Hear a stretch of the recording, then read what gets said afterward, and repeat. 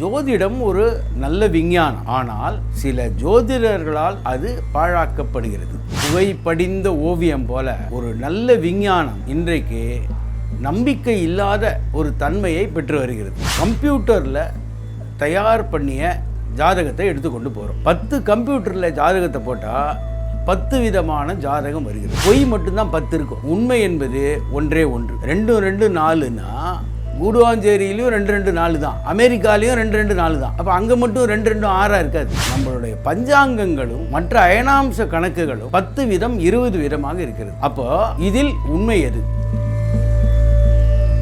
வணக்கம்.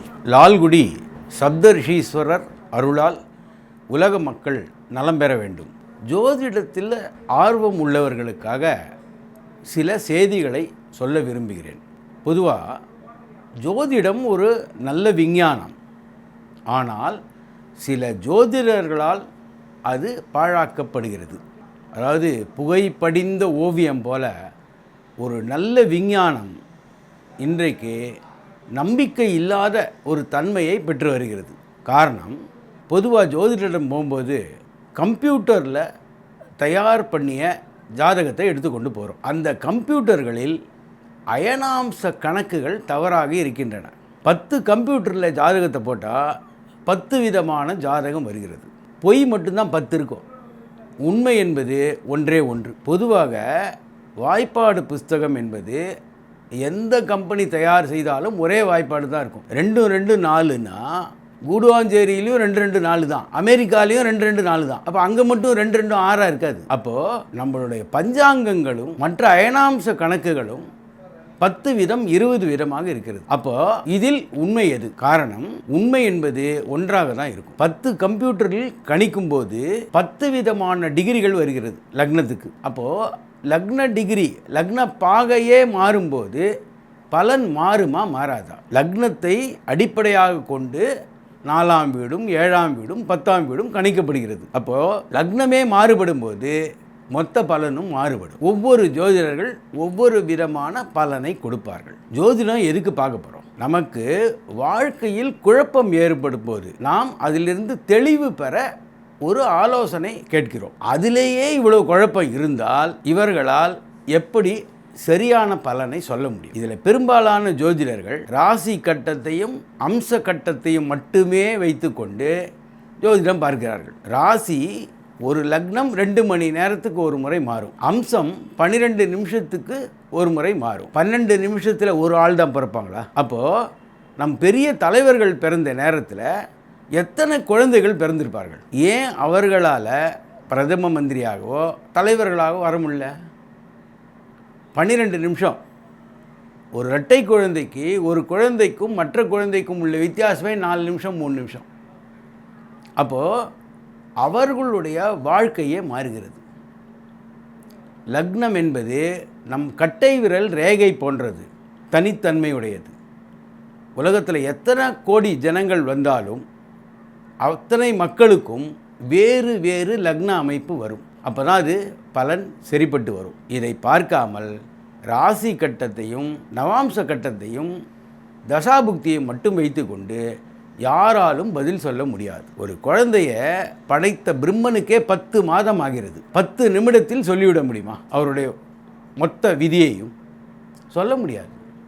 அப்போது இது மொத்தம் பொதுவான பலனாக முடிகிறதே தவிர இதில் தனிப்பட்ட பலன் சொல்ல முடியாது. அதாவது உதாரணத்துக்கு சென்னையில் மழை அடையாறில் வரலாம், மயிலாப்பூரில் வராமல் கூட இருக்கலாம், மற்ற இன்னொரு இடத்துல மழை பெய்யலாம், பெய்யாமல் இருக்கலாம். இது பொதுவான விதி. இந்த பொதுவான விதி பேசி எந்தவித பலனும் கிடையாது. குழப்பத்துக்காக வருபவர் மேலும் குழம்பி போக இது வழி செய்யுமே தவிர வேறு விதத்தில் உதவி செய்யாது. அயனாம்ச கணக்கே தெரியாமல் ஒரு ஜாதகத்தை தயார் செய்வது பெரிய தவறு. இப்போது கம்ப்யூட்டர்களில் வேறு வேறு அயனாம்ச கணக்குகளை எடுத்துக்கொள்கிறார்கள். ஆக மொத்தம் 20 விதமான ஜாதகங்களை தயார் செய்ய முடியும்.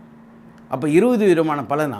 எந்த அயனாம்சம் சரியானது? வருடா வருடம் அயனாம்சம் மாறும் என்பதாவது தெரியுமா? ஒரு ஜாதகர் ஜாதகத்தை கணிக்கவே தெரியாது என்றால் அதற்கு பலன் கூறுவதற்கு அருகதை இல்லாதவராக இருக்கிறார். போகும்போது கம்ப்யூட்டர் ஜாதகத்தை எடுத்து செல்லாமல் பிறந்த நேரத்தையும் பிறந்த நாளையும் பிறந்த இடத்தின் குறிப்புகளையும் மட்டுமே கொடுத்தால் அவரால் ஜாதகத்தை தயார் பண்ண தெரிய வேண்டும். கம்ப்யூட்டர் ஜாதகங்களில் சென்னை அட்சாம்சம் அட்சரேகை தீர்க்கரேகை போட்டுருவாங்க. அப்போ தாம்பரமும் சென்னை தான், வியாசர்பாடியும் சென்னை தான். அப்போது எல்லாத்துக்கும் ஒரே அட்சரேகை தீர்க்கரேகையா? அப்போ இடம் மாறுபடாதா?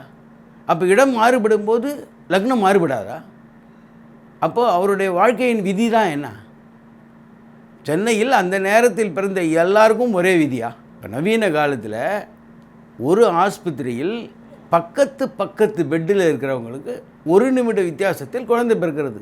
அதிலேயே பலவிதமான மாறுபாடுகள் இருக்கும்போது தாம்பரத்தில் பிறப்பவருக்கும் ஐனாவரத்தில் பிறப்பவருக்கும் ஒரே விதியை ஃபிக்ஸ் பண்ண முடியுமா? அதுபோல் செய்வதால் பலவிதமான குளறுபடிகள் வருகிறது. ஆக பொது பலன் கேட்பதற்காக யாரும் வருவதில்லை. அவரவருடைய வாழ்க்கையின் நோக்கம் பாதை மாறும்போது அப்போ அதற்கேற்ற பலனை சொல்வது தான் சரியாக அமையும். இது ஜோதிடர்களை குறை சொல்வதற்காக சொல்லப்படவில்லை. இன்னும் துல்லியமான பலன்களை எடுத்து பொதுமக்களுக்கு உதவி செய்ய வழிவகுக்கும் என்பதே என்னுடைய எண்ணம். பொதுவாக தசாபுக்தி கணிதத்தில் இன்றைக்கு இருக்கக்கூடிய கிரிகேரியன் கேலண்டரை உபயோகப்படுத்துகிறோம். ஆனால் இந்த கிரிகேரியன் கேலண்டர் பராசரர் காலத்திலோ வேறு கர்க்க மகரிஷி காலத்திலோ இல்லை. அப்போது அவர்களுடைய கால கணிதம் என்ன? அந்த கால கணிதத்திற்கு தசாபுக்தி செய்தால் மட்டுமே பலன்கள் ஒழுங்காக வரும். ஒரு வருஷத்துக்கு 360 நாளை 65 நாளாக கணக்கு பண்ணும்போது ஒரு வருடத்துக்கு 5 நாட்கள் வித்தியாசப்படுகிறது. 20 வயது ஆனவருக்கு கிட்டத்தட்ட 3 மாதத்திற்கு மேல் பலன் மாறி போகும். அந்த நாள்காட்டிக்கும் இப்போ இருக்கக்கூடிய கிரிகேரியன் ஆர் ஜூலியன் கேலண்டருக்கும் உள்ள வித்தியாசம் இவ்வளோ இருக்கிறது. பராசர காலத்தில் இந்த நாட்காட்டி கிடையாது, அதோடைய முறையே வேறு.